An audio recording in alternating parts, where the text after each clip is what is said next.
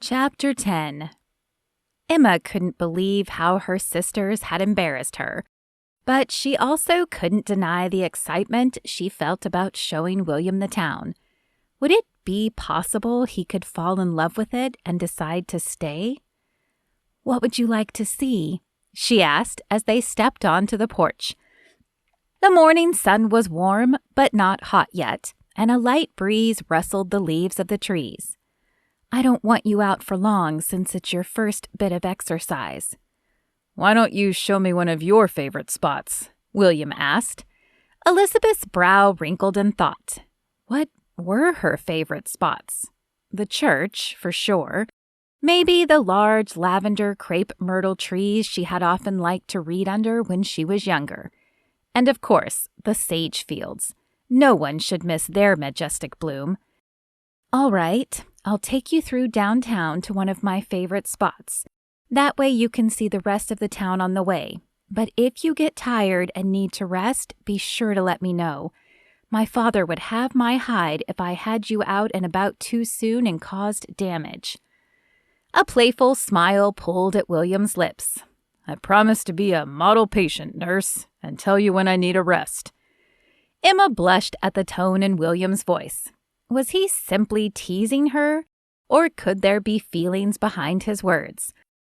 She led the way off the porch and towards town. Doc Moore's house was on the opposite side of town from the saloon, and Emma was happy to be able to avoid the place. Not only was it a morally decrepit den, but she figured William wouldn't enjoy a reminder of his injury there. On their side of town was the schoolhouse, a large building that at this point still held only one room. But Emma had heard the men in town talking about the need to build a separation in the room. "This is our schoolhouse," Emma said. "It's quiet today as it's Saturday, but I really don't know how Margaret Goodman keeps up with all the children. It can be awfully noisy during lunchtime." "I bet," William said, chuckling. The church appeared next, its white exterior gleaming in the sun. "This is one of my favorite places," Emma said to William. "I've always loved this building. It's like I feel God stands at the door welcoming us each week." Emma noticed that William glanced quickly at the building and then away.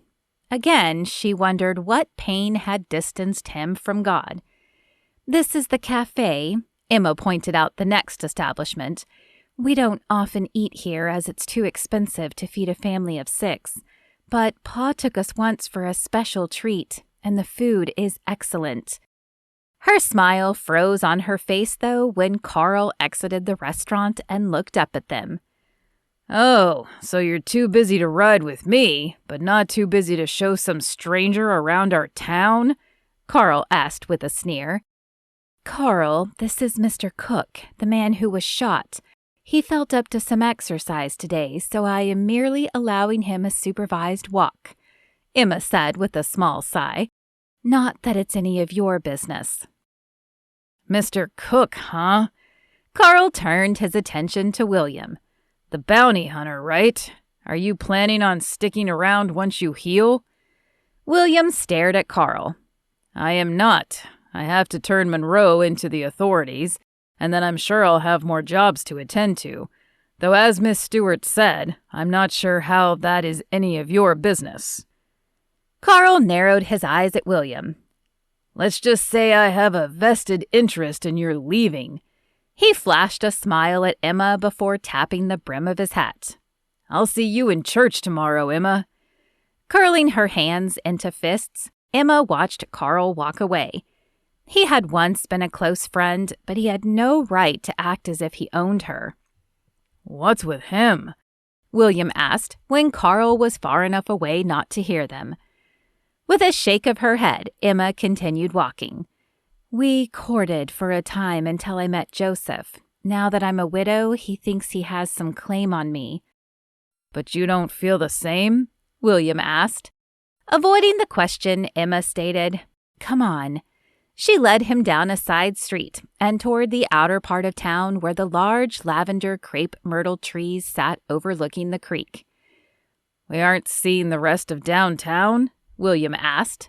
"Short walk, remember? Plus, there are beautiful things in Sage Creek outside of downtown you should see as well. William's brows pulled together as if confused, but he followed her, keeping his questions to himself. The downtown buildings faded into smaller houses.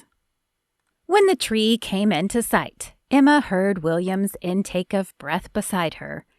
"Isn't it gorgeous?" she asked. It looked especially pretty today in full bloom, with bright purple flowers covering the tips of the branches. "It's a sight for sure," he said. "How long has this tree been here?" "I'm not sure," Emma said, sitting down against the trunk. As the tree stood about 20 feet, it had a thick enough trunk to lean against. "As long as I've been here anyway. I used to love to come here and read in the afternoons." She patted the ground beside her in an invitation to sit. William looked unsure at first, but finally managed to adjust his position enough that he appeared comfortable. In order to share the trunk, he had to sit quite close to Emma, and she could feel the warmth radiating from him. "You asked me about Carl," she said, returning to the previous conversation. "I might have married him once if I had never met Joseph. Carl is loyal and predictable, and I've known him since we were children, but I was never in love with him. Of course, out here you don't often get to marry for love." Emma glanced at William before dropping her eyes to the blades of grass around her knee. "Then one day, Joseph rode into town. He was strong and brave and daring, and he swept me off my feet." Her voice faded as she thought back to the day Joseph had proposed to her. "Oh my, that was so much fun. But could we take a short break?" Emma asked, fanning herself. "That last dance wore me out." "Of course," Joseph said, taking her hand and leading her off the dance floor. He led the way to the hayloft where bales of hay were set up. After smoothing down the prickly pieces, Joseph laid his coat down for Emma to sit on. When they were seated, he grabbed her hands. "I know it's only been a few months, Emma, but I was taken by you the first time I met you. I never thought I'd be one to stay in the same place for very long, but I can see a life with you here in Sage Creek." Emma's breath caught in her throat. Was he about to propose? "I've already asked your father, so now I'm officially asking you. Will you marry me, Emma Moore?" Her heart soared as she nodded. "Of course I'll marry you." The memory faded, and Emma glanced at William. "Though our marriage was short, it was full of love. When he died, I knew my prospects were slim. I suppose I could have stayed in the house Joseph built, but there were too many memories, and it isn't always safe for a woman to be alone, especially at night. So I had two choices. I could return to my father's house or marry another. Carl proposed to me the day after we buried Joseph, but I just couldn't do it.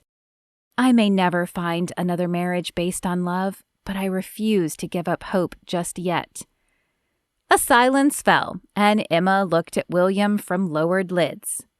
"Have you ever been married?" she asked, dropping her eyes back to the ground as the words left her lips. "I was," he said. "Like your husband, she died too early." He said nothing more, and Emma knew better than to push. "What did your husband do, if you don't mind me asking?" William said after a long pause. "He was a member of the Texas Rangers," Emma replied. "I thought at first that sounded romantic, but I spent a lot of nights alone, and when he went out on his last job after some bandit named Holden, I worried every night. I just had a feeling that something was wrong. It turned out I was right." "Are you okay?" she asked, noticing William's pale face. "Yes, I'm fine." But his eyes were wide when he turned them from her. "I think I'm just getting a little tired. Could we continue the tour another time?" "Of course." Emma adjusted her skirts and stood. Though he did look tired, his reaction had occurred so suddenly that Emma wondered if it were more from something she said. She replayed the conversation in her head as they walked back to the homestead, but she couldn't for the life of her figure out why he would be affected by her husband's death.